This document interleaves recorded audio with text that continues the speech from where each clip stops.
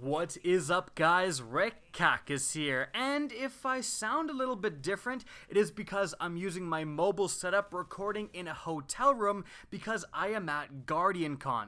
GuardianCon is an incredibly positive event that brings together community members from a bunch of different games, but mainly centered in Destiny, and trying to raise as much money as possible for the amazing charity of the St. Jude's Children's Hospital.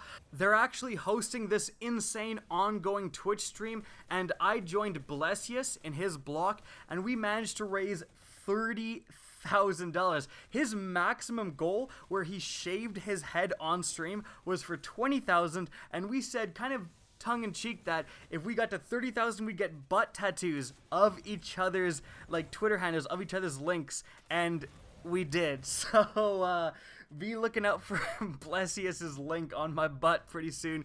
But I digress today, and because I mentioned that, we actually have some early patch notes. Now, these early patch notes for the July 17th Destiny 2 patch are coming from DMG Community Manager, and he tweeted out that if the community would get to certain milestones within the GuardianCon stream, that he would release early patch notes. So we're going to go over all of those so you guys get a sneak preview about what is coming on July 17th.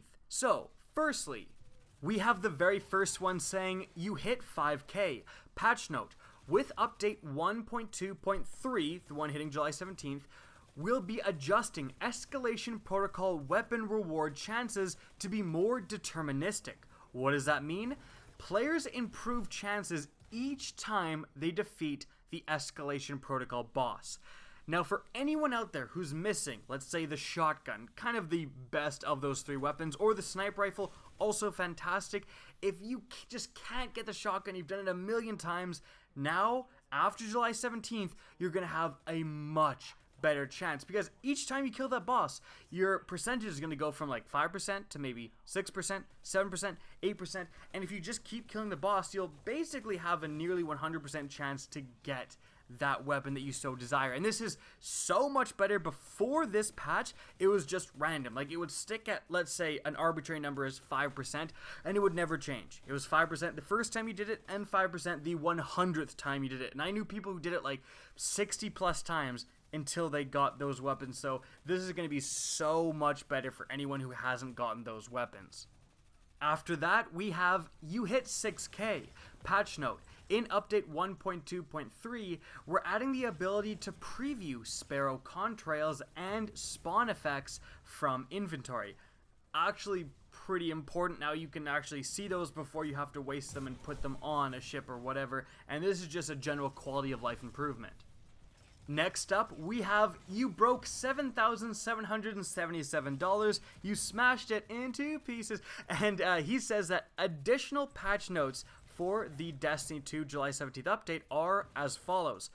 Commas will be added to large numbers as separators in the IGCR and PGCR. So basically, much easier to read if you have a large amount of materials or whatever. Also, they're fixing the recoil for the West of Sunfall 7 and the Trials hand cannon, A Cold Sweat. Now, the West of Sunfall 7 is actually a Mercury Prophecy hand cannon, and like he said, A Cold Sweat is the Trials hand cannon. Both of these weapons lie in the fastest shooting archetype with 180 rounds per minute, so adjusting the recoil could really help these weapons be more competitive. Be on the lookout for them. Moving on from there, we have another milestone being hit, and the patch note being, once the update is live, the exotic catalyst for the Sturm may be earned by defeating enemies on Nessus. That's pretty huge. The Sturm and Drang got a pretty substantial buff back when the update hit that buffed a bunch of different exotics. Now you're capable of 2-hit kills with the Sturm if you get a kill with the Drang beforehand, but what will the Catalyst bring? There's been some Catalysts that have really substantially changed weapons and made them from mildly competitive to top tier, so maybe this is going to be another one of those. Very exciting that we have a new Catalyst in the mix. Next up, we have another milestone being hit with a 1K donation, and the patch note is momentum will be removed from Heroic Adventures in Update 1.2.3.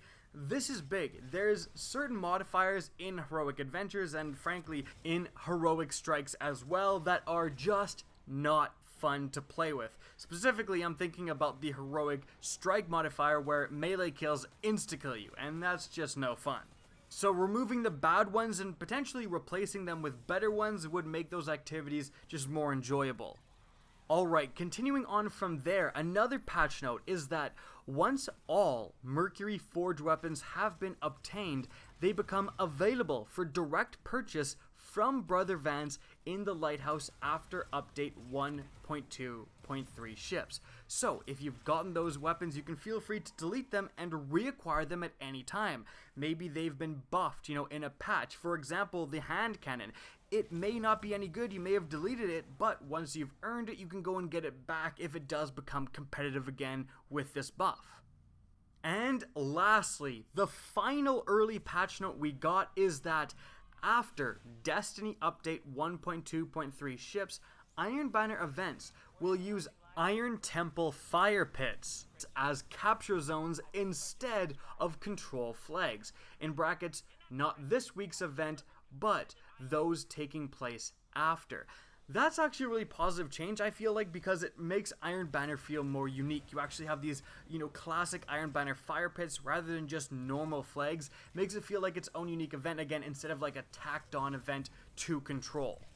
And so guys, there you have it. That is all of the early patch notes that Community Manager DMG04 released.